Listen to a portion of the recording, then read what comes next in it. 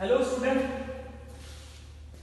today we will discuss thrust and pressure type chapter, article upthrust or buoyancy. We will discuss today. We have already discussed about Pascal law in the previous lectures. What is the meaning of upthrust or buoyancy? बच्चे आपने देखा होगा ना, घर में जाकर आप जब भी कोई भी बाल्टी में, जैसे बाल्टी वाटर कंटेनर और वाटर कंटेनर में कोई भी ऑब्जेक्ट डालते हो या डिप करते हो, जब फोर्सफुली ऑब्जेक्ट वाटर में डालते हो, water also act as a opposite force. जब भी हम किसी भी ऑब्जेक्ट में को फोर्स अप्लाई करते हैं, that this object also apply a opposite force, this opposite force, these follow Newton third law. The opposite applied force in a fluid is called upthrust. बच्चे जब भी आप कोई भी लिक्विड और वाटर कंटेनर में कोई भी ऑब्जेक्ट इमर्ज करते हो, तो water also act as a apply force on a object. The upward force is called upthrust. These upthrust depend upon the flotations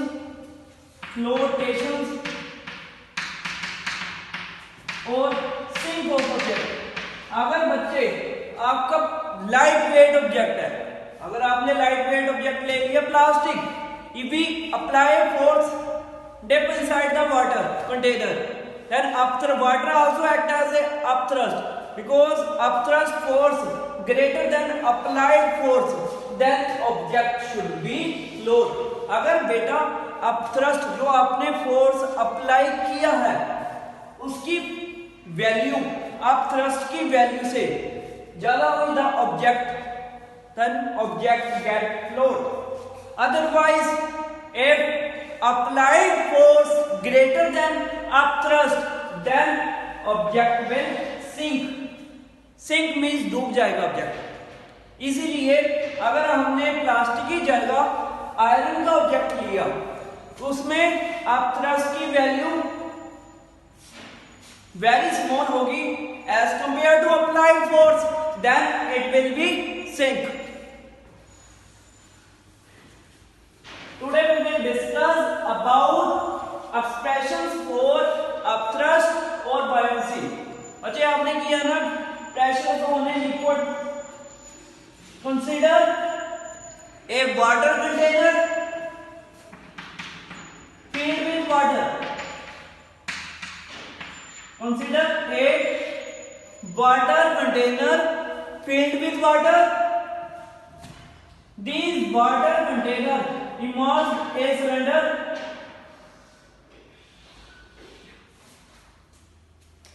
बच्चे आप कोई भी सिलेंडर हो, कोई भी ऑब्जेक्ट वाटर में जब इमर्ज करते हो, आपको पता है pressure on the top side, आपने एक्सप्रेशन ड्राइव किया था कि pressure on the top side will decrease, the pressure on the bottom side increase. बच्चे जब आप टॉप से बॉटम साइड की तरफ जाते हो, the pressure will increase. Pressure at the bottom of the container will increase. We have derived the expression already. Change in pressure. आपने value drive की थी. Change in pressure की वैल्यू आई थी आपकी H rho G.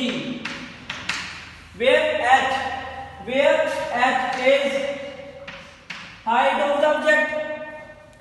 Rho आपकी थी density of the object. H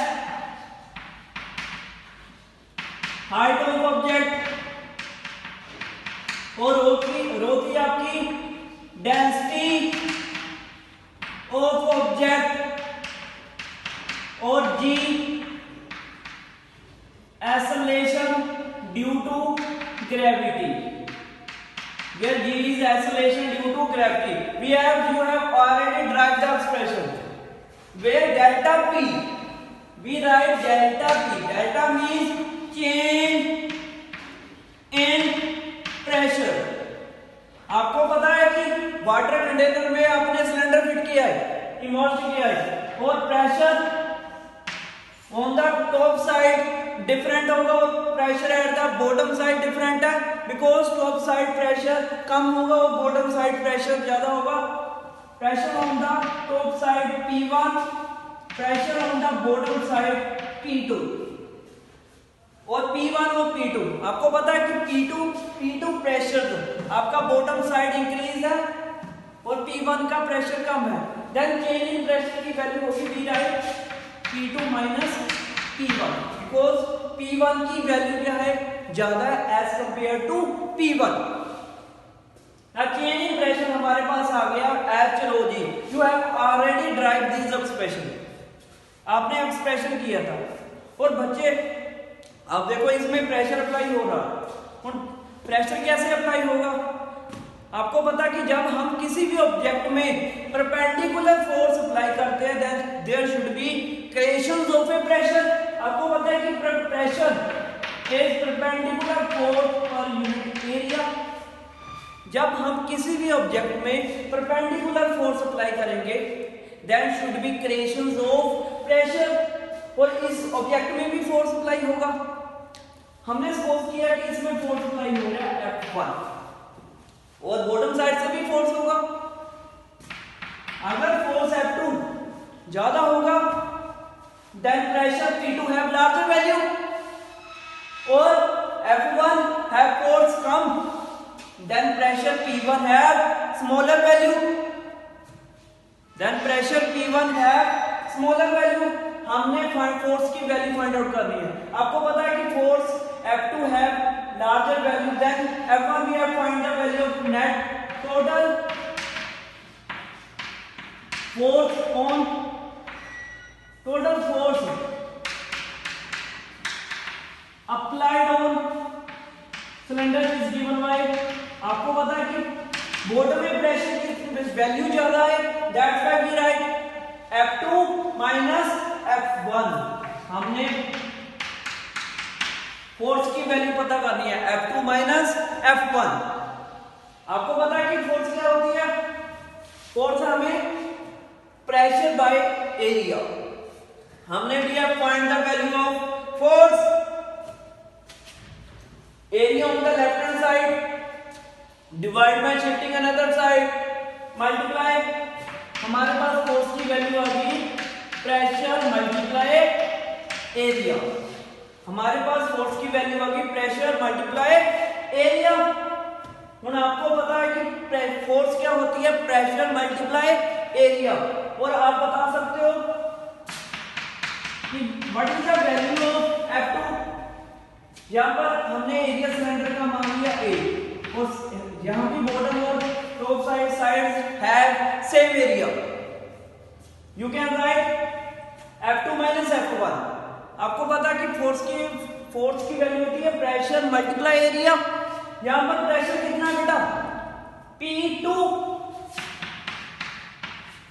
और area A minus, आपको पता है ना कि फोर्स का फार्मूला क्या होता है, pressure multiply area.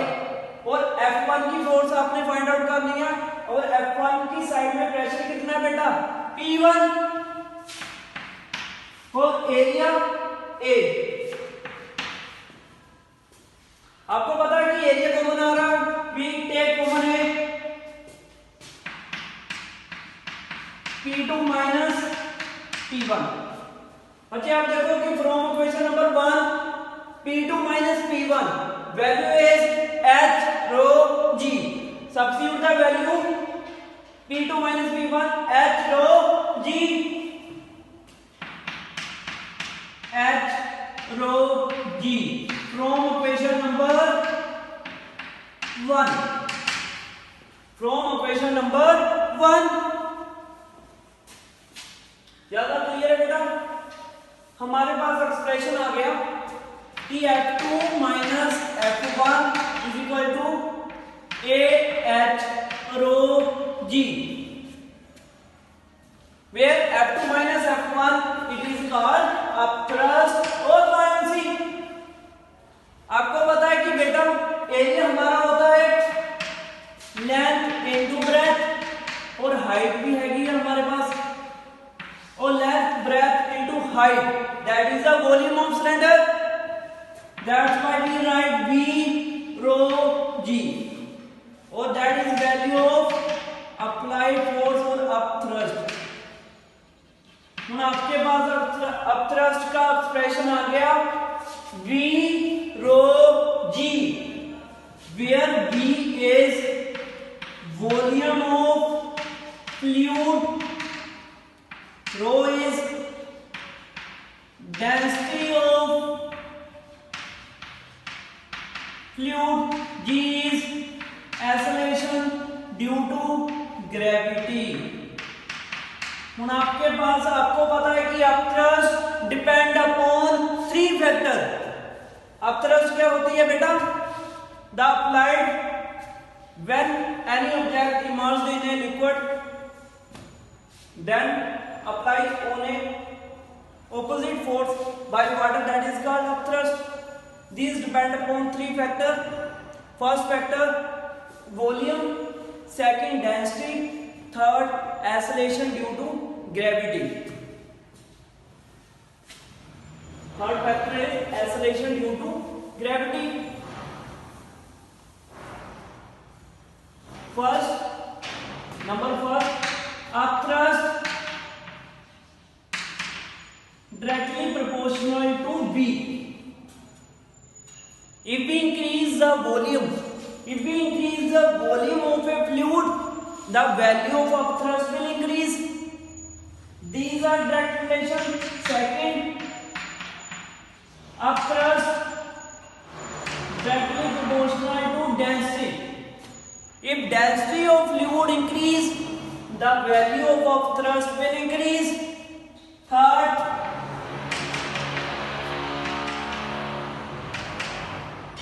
upthrust directly proportional to G. If acceleration due to gravity increase, the value of upthrust will increase. उतनी upthrust मिलेगी वाटर की तरफ से। These are 3 factor, but 4th factor, upthrust inversely proportional to temperature. अगर आपका temperature increase होगा, the value of upthrust will decrease. If we increase the temperature, then density of